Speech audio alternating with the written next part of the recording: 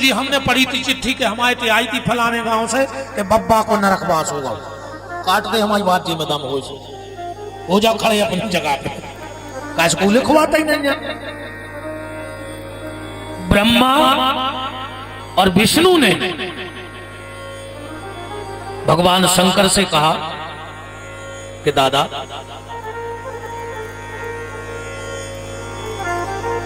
बनारस की सीमा में मरने वाला तो भगवान के धाम को जाएगा, जो बनारस के बाहर मर जाएगा उसका क्या होगा। भगवान शंकर ने कहा तो सुनो, बनारस में मरने वाले के कान में हम राम कहेंगे, और जो बनारस की सीमा के बाहर मर जाएगा, अगर उस व्यक्ति को 4 लोग उठाएंगे, बहुत ध्यान से बात पकड़ना, अगर उस मरे हुए व्यक्ति को 4 लोग उठाएंगे पीछे पीछे कहते जाएंगे कि राम नाम सत्य है, राम नाम सत्य है, और घर से मरघट के बीच में, बहुत ध्यान से बात को सुनना, भगवान शंकर कह रहे हैं कि जब मुर्दा घर से उठाया जाए और सीधा शमशान न ले जाया जाए, रास्ते में जहां बेल का वृक्ष पड़ जाए अगर उसके नीचे मुर्दा उतार दिया जाए तो उसको भगवान के धाम भेजने की गारंटी मेरी हो जाएगी। इसलिए हमारे घर से जब मुर्दा उठता है तो बीच में एक जगह उतारा जाता है, पर उसका नियम है कि वो सिर्फ बेल के वृक्ष के नीचे उतरना चाहिए। अपन को अता पता कछु है नहीं, अपन बमूरा के नीचे धर दाऊ। मुर्दा कहाँ उतरना चाहिए? बेल के वृक्ष के नीचे। श्री शिव महापुराण में यहां तक लिखा है कि अगर घर से मुर्दा उठे, उतर कहूं जाए, अगर बेल की नीचे होकर भर जाए, बेल की छायरी मुर्दा पे पड़ जाए, तो भगवान शंकर ने कहा है कि उस व्यक्ति की कोई क्रिया बने चाहे न बने, ओके पिंडा ठीक ठाक पड़े चाहे न पड़े, उसकी तेरहवीं हो चाहे ना हो, उसकी अस्थियां गंगा जी जाए चाहे ना जाए, पर अगर मुर्दा बेल के नीचे से निकल जाएगा तो उसको भगवान के धाम भेजने की गारंटी हमारी है। इसलिए हमारे यहाँ मुर्दा घर से उठा के एक जगह बीच में उतारा जाता है। अपन को पता मता कछु रहता नहीं है। हमने कही थी ना, अपनों तो चल रहा है आंधरी घोड़ी और फफूंदरे चना और दया घना के घना। ईमानदारी बताओ, इतने सब बुजुर्ग लोग बैठे हो, आपको पता है तो कि मुर्दा काय उतारत बीच में? वो तो नियम है, तो के गांव को नियम है, आज ये पराजे उतारत थे सो अपन उतार रहे। हमारा एक आपसे निवेदन है, हाथ जोड़ के देखो, नंबर तो अपनों भी लग रहे हैं, अपन कारो कोगा खा के नहीं आए, अपन भी मर भी। जहां भी गांव का शमशान घाट हो, उस रास्ते पे एक बेल का पेड़ जरूर लगा देना। उसके नीचे से हम लोग निकल जाएंगे तो हमें भी भगवान शंकर भगवान के धाम भेज देंगे। हमारा परिवार हमारी क्रिया करे चाहे न करे, पर भगवान शंकर का वचन है। और शास्त्र में यहां तक लिखा है भैया कि जो व्यक्ति भगवान शंकर के मंदिर के बगल में बेल का वृक्ष लगा देता है, 7 पीढ़ी तक उसके खानदान में कभी दरिद्रता नहीं आती।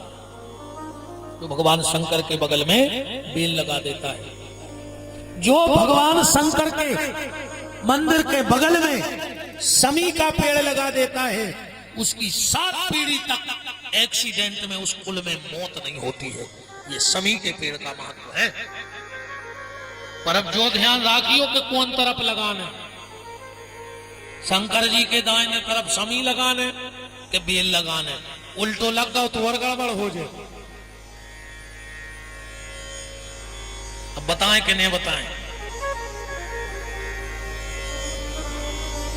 आदमी कहें रोज कछु न कछु बात फंसा दे, बतात मतात है नहीं है ना।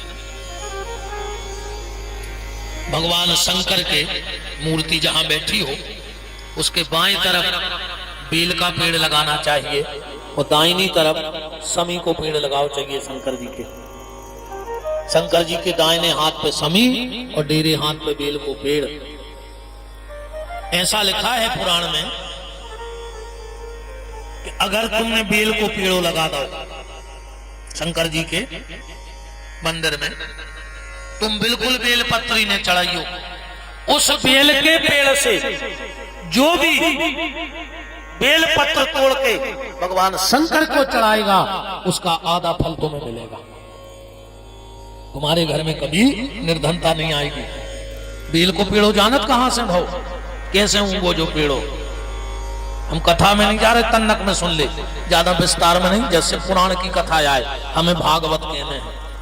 हमने कही थी सब पुराण सुनने हो तो चलो 23 तारीख शरान गए, फिर हम बताए एक एक चीज भगवान शंकर के विषय में, क्योंकि वो तक शंकर ही शंकर जी की चर्चा है।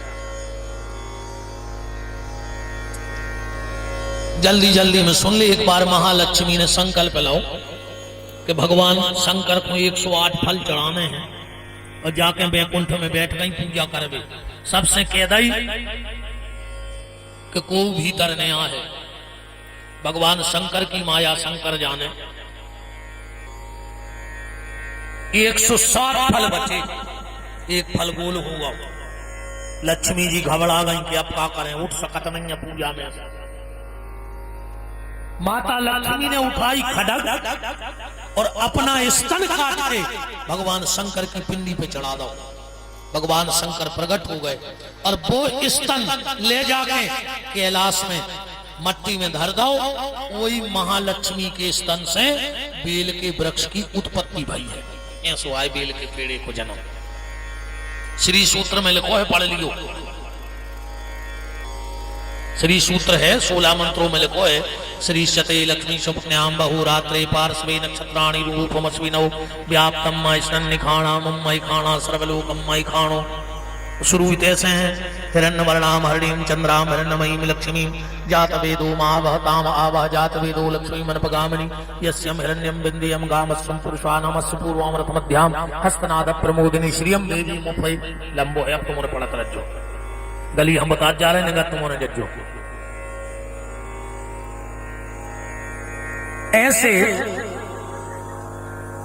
भगवान शंकर ने वरदान दिया कि बनारस के बाहर जो मरेगा उसे अगर 4 लोग उठाएंगे और पीछे पीछे कहते जाएंगे राम नाम सत्य है, और अगर वो बेल की छाया के नीचे से निकल जाए या बेल के वृक्ष के नीचे रख दिया जाए मुर्दा, तो उसे भगवान शंकर कहते कि भगवान से मिलाने की गारंटी हमारी है।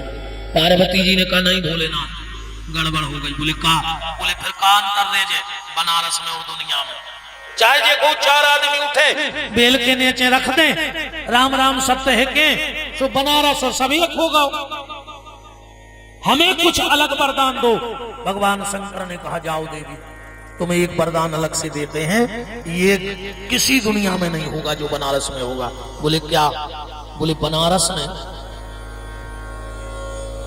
अपने थे सूर्यास्त के बाद मुर्दा नहीं जलाया जाता, कि जलाऊ थे सूर्यास्त के बाद संसार में कहीं मुर्दा नहीं जलाया जाता।